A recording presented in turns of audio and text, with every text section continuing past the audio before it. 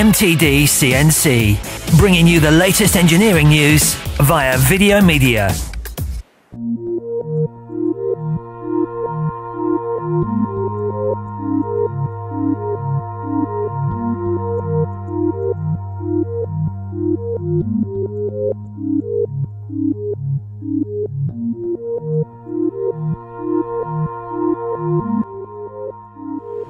Scott, here we have an Eagle V9 high-speed machining centre from OPS Ingersoll. What's the spec of the machine?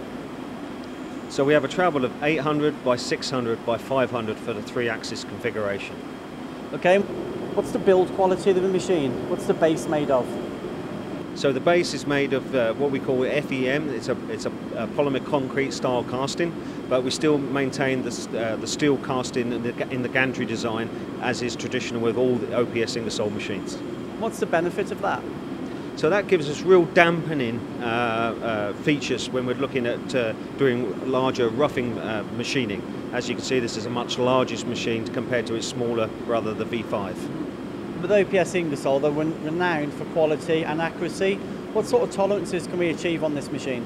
So tolerance is always difficult to predict. It really does depend on your strategies, CAM systems, and the setup procedures and environment that you go through. But typically we can expect, 5 micron accuracy. 5 micron. So how do we guarantee this?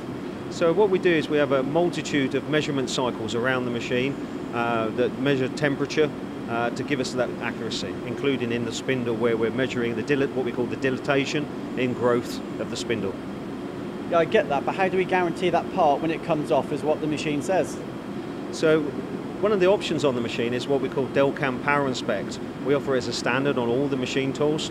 This gives the operator the chance when he walks in the morning, if he's maybe machined 10 or 20 components overnight, maybe in an automation system, he can also probe or set points around the part to probe and then get a feedback or a report system that highlights to him where there may be an issue, so he can decide whether or not he wants to remachine that component, or if it's an electrode, use it as a roughing electrode.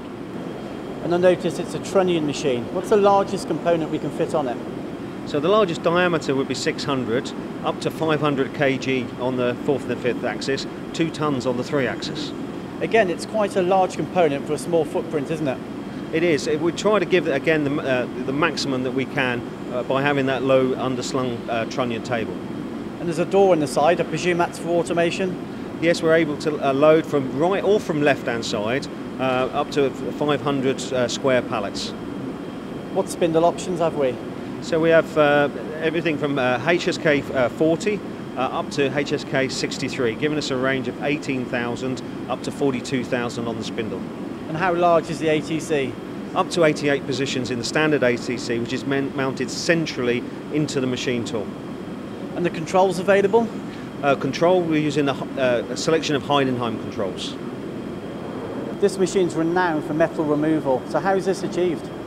So in conjunction with the gantry design, which gives us great stability, the V9 has a very unique feature. It's very new for us. We have a double gantry drive system in the X-axis. So this means instead of having one point where the axis could actually tip around, by having 2 points we support the axis top and bottom.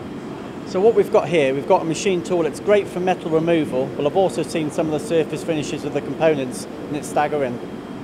That's right. For the larger moulds, it gives a great flexibility for those, also things like aerospace components of course, but being able to do the fine finishing, electrode manufacture, all on the same machine, it's a great all-rounder. So where is this product available? So it's available from HK Technologies. We've been working together with OPS Ingersoll since 2002. We've got great confidence in the product. It really is a great all-round solution, and we only see the business growing and growing.